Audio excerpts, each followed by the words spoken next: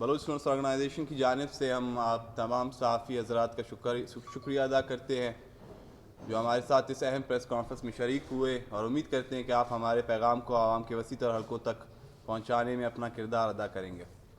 معزز صحافی حضرات، جدید معاشرے کے ہنگامہ خیز منظرنامے میں سرمایہ داری ایک بڑی طاقت کے طور پہ کھڑی ہے جو کہ خوشحالی اور ترقی کا وعدہ کرتی ہے۔ اس کے باوجود اس کے چمکدار چہرے کے نیچے تضادات اور بحرانوں سے بھرا ہوا ایک نظام موجود ہے جو عدم مساوات اور استحصال کو برقرار رکھتا ہے۔ سرمایہ دارانہ نظام پر ایک انقلابی تنقید اس نظام کی بنیادی خامیوں کو بے نقاب کرتی ہے جو زیادہ سے زیادہ منافع اور کموڈیفیکیشن پر مبنی ہے، انسانی فلاح و بہبود پر جمع کرنے کو ترجیح دینے کے رجحان پر روشنی ڈالتا ہے۔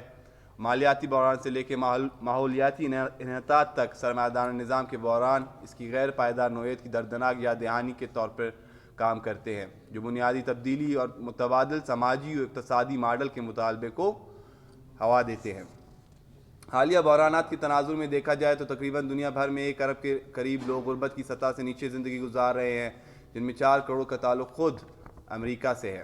سرمایہ دارانہ نظام کے باعث آج دنیا بھر میں کروڑوں لوگ روزگار، تحفظ، ضروریات صحت، تعلیم و دیگر بنیادی ضروریات سے محروم ہیں۔ موجودہ نظام کے سیاسی و معاشی بحرانات نے نہ صرف نام نہاد تیسری دنیا کے ممالک کو اپنی لپیٹ میں لے چکا ہے بلکہ ترقی یافتہ ممالک فرانس، جرمنی اور نیدرلینڈ جیسے ممالک میں بھی مسلسل کسانوں اور محنت کشوں کی بنیادی ضروریات زندگی کے مطالبوں کے گرد اس نظام کی بوسیدگی کے خلاف اپنے غم و غصے کا اظہار عوامی تحریکوں کی صورت میں کر رہی ہے۔ عام لوگوں کی مایوسی کی گونج بڑے پیمانے پر ہونے والے مظاہروں کے درمیان افراط زر نے اپنی گرفت مضبوط کر لی ہے جس سے لاکھوں لوگوں کا ذریعہ معاش متاثر ہو رہا ہے۔ قومی ریاستیں جو بظاہر اپنے شہریوں کی حالت زار سے لا تعلق نظر آتی ہیں، وسائل کو جنگی مشینری کی انتک دوڑ میں موڑ دیتی ہیں، چونکہ رہائش کی کمی برقرار ہے، بے روزگاری کی شرح میں اضافہ ہو رہا ہے اور صحت کی دیکھ بھال بہت سے لوگوں کے لیے ناممکن بن چکی ہے۔ حکومتی ترجیحات کا تضاد واضح طور پہ واضح ہو جاتا ہے۔ اگرچہ داخلی مسائل حل نہیں ہوئے اور اربوں ڈالر غیر ملکی امداد کے خزانے میں آسانی سے بہہ رہے ہیں جو یوکرین اور اسرائیل جیسی جگہوں پر جنگ کی مشینری کو ہوا دے رہے ہیں۔ جیسے سامراجی طاقتیں اندر سے کھوکھلی ہوتی جا رہی ہیں، ان کے اقدامات انسانیت اور قومی مفادات کو نظر انداز کر رہے ہیں۔ امریکی معیشت $33 ٹریلین کے اندرونی قرضوں کے بوجھ تلے دب چکی ہے۔ افریقہ اور مشرق وسطیٰ جیسے خطوں میں تنازعات کو ہوا دینے کے لیے بے شمار وسائل جھونکے جا رہے ہیں۔ یہ واضح عدم اتفاقی مالی بحران میں ڈوبی ہوئی اور ہتھیاروں سے بھری ہوئی سرمایہ دارانہ اصولوں پر قائم قومی ریاستوں کی غلط ترین ترجیحات کی نشاندہی کرتی ہے جو کہ اپنے اندر انسانیت دشمن نوعیت کی نشاندہی بھی کرتی ہیں۔ محترم صحافی حضرات، موجودہ دور میں نوآبادیاتی مخالف عوامی تحریک کا دوبارہ ابھرنا واضح ہے جو موجودہ نظام کے خاتمے کا اشارہ ہے، چاہے وہ افریقہ میں نوآبادیات مخالف ملیشیاؤں کا عروج ہو یا یورپی کسانوں سمیت محروم گروہوں کے بڑے پیمانے پر متحرک ہونا۔ موجودہ نظام پر ایک اجتماعی خطرہ منڈلا رہا ہے۔ سماجی ناانصافی کی گہرائیوں سے جنم لینے والی یہ تحریکیں جبر کے ڈھانچے کو ختم کرنے اور مساوات اور آزادی کی ایک نئی صبح کی راہ ہموار کرنے کے لیے تیار ہیں۔ سیاسی کارکنوں کے لیے ضروری ہے کہ وہ اس خوفناک حقیقت کو تسلیم کریں، اس مضبوط نظام کو ختم کرنا کوئی تیز یا سیدھا کام نہیں۔ اپنی موجودہ کمزوری اور فطری بربریت کے باوجود یہ نظام لاکھوں قربانیوں کی قیمت پر اب تک برسر اقتدار ہے اور اپنے اقتدار کو قائم کرنے پر پرعزم۔ یہ مسلسل بھوک اور جنگ کے چکر کو غیر متزلزل جوش و جذبے کے ساتھ جاری رکھتا ہے۔ غزہ اور یوکرین میں جاری مظالم، بلوچستان میں جاری مظالم، کشمیر میں جاری مظالم اور تشدد کے خلاف اس غیر متزلزل عزم کی یاد دلاتے ہیں۔ سیاسی کارکنوں کو اس بات کو تسلیم کرنا ہوگا کہ استعمار کو شکست دینے کے لیے محتاط تنظیم اور واضح نوآبادیاتی مخالف نظریے کے ساتھ ثابت قدم وابستگی کی ضرورت ہے۔ ان اہم عناصر کے بغیر سامراجی قوتیں مسلسل تحریکوں کو ختم کر دیں گی اور انہیں افراتفری اور خانہ جنگی کی طرف دھکیل دیتی ہیں۔ عرب بہار کی دردناک مثال اس حقیقت کا ثبوت ہے جہاں تبدیلی کی ابتدائی امنگوں کو تیزی سے ختم کر دیا گیا جس نے معاشرے کو افراتفری میں دھکیل دیا۔ نوآبادیاتی جبر کے خلاف مزاحمت کے خطرناک سفر کو آگے بڑھانے میں مقصد کی وضاحت، مؤثر تنظیم اور نوآبادیاتی مخالف اصولوں کی غیر متزلزل پاسداری ناگزیر ہے۔ محترم صحافی حضرات، تاریخی طور پہ جنگی معیشت پر انحصار کرنے والا پاکستان اب ایک ناکام ریاست کی علامت بن چکا ہے۔ اس کی جدید شکل 18ویں صدی کی شاہی ریاست کے بدترین پہلوؤں سے مماثلت رکھتی ہے۔ ریاستی اداروں میں مؤثر فیصلہ سازی کی صلاحیت کا فقدان ہے جبکہ ان کی مبینہ ادارہ جاتی سالمیت ناقابل شناخت حد تک ختم ہو چکی ہے۔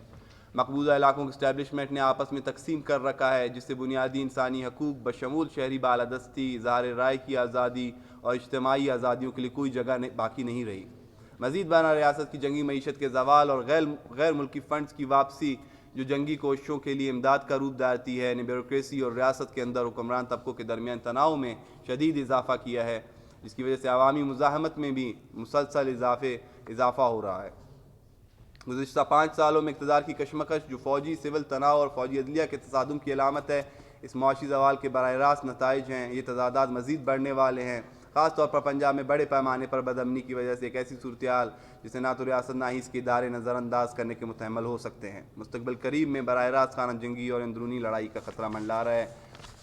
کئی دہائیوں سے بلوچ عوام نوآبادیاتی اور استحصالی پالیسیوں کو خمیازہ بھگت رہے ہیں اور ریاست کی جنگی معیشت اس کی مبینہ بدمعاش جمہوریت سے متاثر ہو رہے ہیں۔ اپنے نوآبادیاتی پیشروؤں کی طرح حکمران اشرافیہ نے بھی بھوک، غربت، قید و بند، جبری گمشدگیوں، اذیتوں اور انحطاط کا بیانیہ ترتیب دیا ہے، جس سے بلوچ عوام کا مقدر انتہائی سنگین ہو چکا ہے۔ ظلم و بربریت کا یہ سلسلہ مسلسل جاری ہے، جس نے بلوچ عوام کو ناقابل بیان مصائب اور ذلت کا نشانہ بنایا ہے۔ بلوچ عوام کی استقامت اس وقت نمایاں ہو جاتی ہے جب انہوں نے شروع سے ہی اپنے اوپر مسلط کردہ نوآبادیاتی نظام کا ڈٹ کر مقابلہ کیا ہے اور ظالم کی پہلے سے طے شدہ تقدیر کو غیر متزلزل عزم کے ساتھ مسترد کر دیا ہے۔ ہزاروں گمشدگیوں اور بے شمار مسخ شدہ لاشوں کو دیکھنے کے باوجود ظلم کے خلاف ایک جذبہ اب تک قائم ہے اور مسلسل اپنا اظہار عمل میں کر رہا ہے۔ شہید مولا بخش کی شہادت کے بعد کی شہادت سے جڑے مدعے کے ساتھ منشور کے تانے بانے باندھتے ہیں، لیکن اس ناانصافی کے خلاف بلوچ مزاحمت نے ان کی دائمی مخالفت کی ثقافت کا ایک دردناک اظہار کے طور پر کام کیا۔ حالیہ بلوچ قومی تحریک بلوچ مزاحمت کی ثقافت کو ایک بہت ہی خوبصورت انداز میں پیش کرتی ہے اور یہ مصائب کے خلاف خاموشی کو توڑ کے ایک اعلان کرتی ہے۔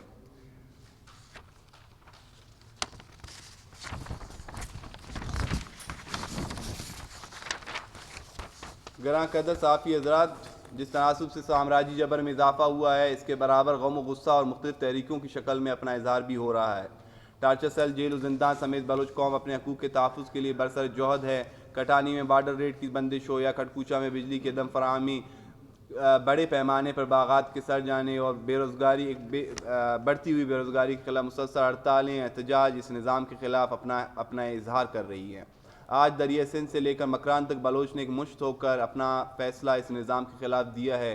عوام کے اندر غم و غصہ اپنے عروج پر ہو کر کسی بھی طرح سے مزاحمت کا پہلو اپنائے تو دوسرا اہم فریضہ سیاسی کارکنوں پر عائد ہوتا ہے کہ وہ اس جذبات کو حقیقت کا رنگ دے کر عوام کو نجات کا راستہ دکھائیں اور ان کی صف بندی کر کے انہیں مزاحمت کا ایک بلند مینار بنا کر ظالم و غاصب کے سامنے برسر پیکار کر دیں۔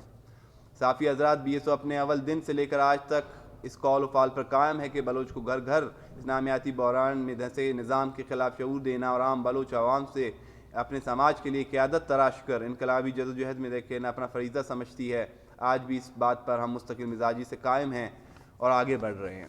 تنظیم نے جنوری میں مرکزی کونسل سیشن کا اعلان کیا تھا، جو بلوچ نسل کشی کے خلاف چلنے والی تحریک کی وجہ سے ملتوی کیا گیا۔ البتہ مرکزی کمیٹی کے حالیہ اجلاس میں 2 سے 4 مارچ کو سیشن کا انعقاد کا فیصلہ لیا گیا ہے، جو قومی تحریک میں ایک مؤثر کردار ادا کرے گا۔ شکریہ۔